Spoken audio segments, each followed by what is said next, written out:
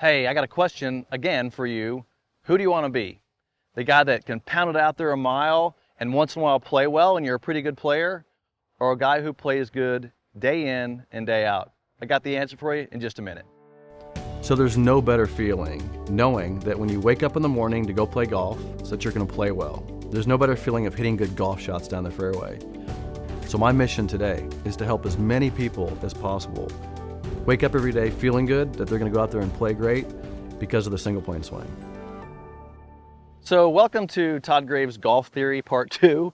I think it's important to talk about these things of how you approach, conceptually you approach the game. And maybe, you guys come to the channel and you want me to demonstrate something and learn a lesson about the game. But at the end of the day, how good you hit it and becoming a better golfer is more than just hitting golf shots. It's how you approach the game and how you think about it. So I want to kind of talk to you today about the way I teach good players, the way I look at the game, and what I think is the most important aspects of being a day in, day out, what Mo called 365-day-year golfer. And let me just tell you a reason why I'm talking about this, because I played recently with a bunch of guys in a tournament, and some of the guys were some younger guys. These guys were in their 30s, 20s and 30s, and I'm 54.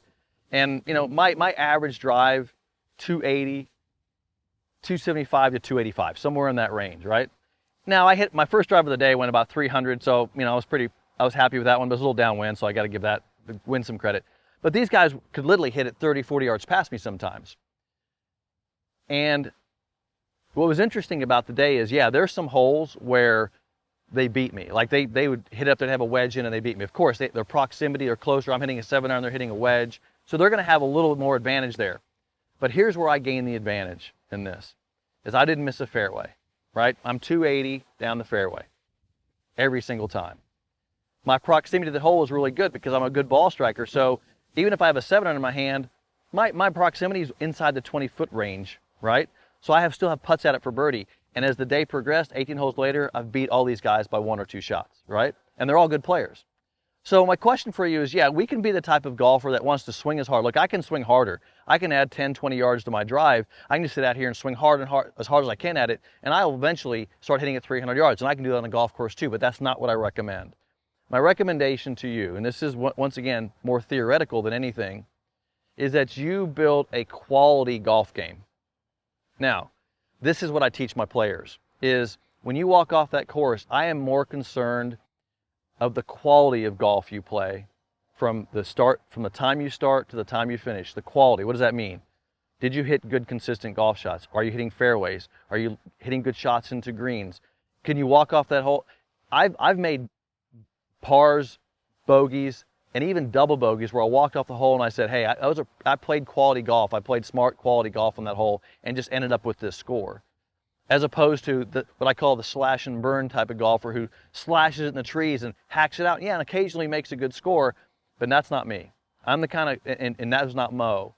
It was quality hitting fairways, quality hitting greens. And what happens is, what you learn is that it's not a 1-hole game. It's an 18-hole game. As a matter of fact, in a tournament, it's a 72-hole game. So I teach my players to be quality golfers. Quality golf swings, quality patterning in their shots. Learn to be a quality golfer. Hit good quality shots. And over time, you're a much better player than the guy who occasionally can go shoot a really low number because he hits it out there a mile, but the quality's not there. So how do we become a quality golfer? That's what the conversation becomes. And in the last video, I talked about building patterning in your swing motion, which is just another way of saying consistency. So I'm gonna kind of leave you with this here on this video. This is why I believe the single plane swing is the absolute best way to play golf. And the reason that is because it's the simplest way to build a quality golf game. You've eliminated an angle. You've made it easier when you set up to a golf ball to get the club to impact. And now you can immediately build more consistency in your game. So look, I apologize for not sitting here and pounding golf balls for you to teach you something here. I'm trying to change your mind, change your mindset, and give you a better way of thinking about the game. Because now, if you start thinking, I want to build a quality golf game, as opposed to, I want to go shoot a great score once in a while, and you build consistency. So now your goal from this day forward is to build a consistent quality golf swing, a consistent quality game, a consistent putting routine, a consistent golf swing, all the things in your game, build some consistency in that, quality golf will happen for you. And now you wake up every day, which I talk about a lot. You'll wake up and you'll absolutely know that no matter what happens in that day, you're going to hit some quality golf shots, you're going to play quality golf, and that score you shoot at the end of the day is the number that you shot because you played quality golf. And I don't care what that score is. I talk to my students in schools, and here's what I ask them. How'd you play today? And I don't care about their score. I care about, did you hit some good shots? How'd you feel about the way you played? You know, what did you do really well out there? Tell me about the quality shots you hit. And the score is the last thing I ask them, because the score is just the outcome. It's the same conversation in the last video I said, I don't care if it goes in the hole as long as it's a quality golf shot. And I'll leave you with one final story, and then I'll hit a golf shot for you. The final story is I'm playing golf with Mo it's in Orlando. I'm trying to think of the course.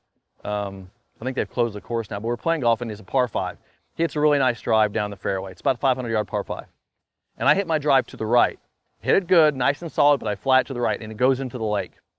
And Mo turned to me and said, the lake got in the way. That's what he says to me. And what that taught me was, look, you hit a good shot, you moved it a little bit to the right, but you hit a good shot. You should be proud of the shot you hit, right? It was a bad result, right? It's in the lake. I mean, most people would be kicking themselves going, oh, it's in the lake. Mo said, beautiful shot, lake got in the way. So it's not about always the result. It's about, are you playing quality golf? All right, let's hit a drive real quick. I will walk you through it here. All I care about is patterning. I have a line down here. I don't care about a target. All I care about is after I hit this ball, that it flies down that line. So I'm setting up, single plane. I make a little rehearsal.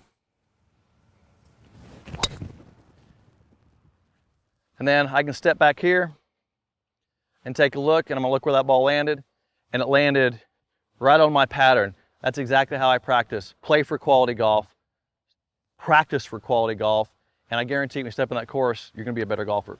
Thanks for joining me. Give me a thumbs up, hit that bell icon. We'll talk more golf theory coming soon.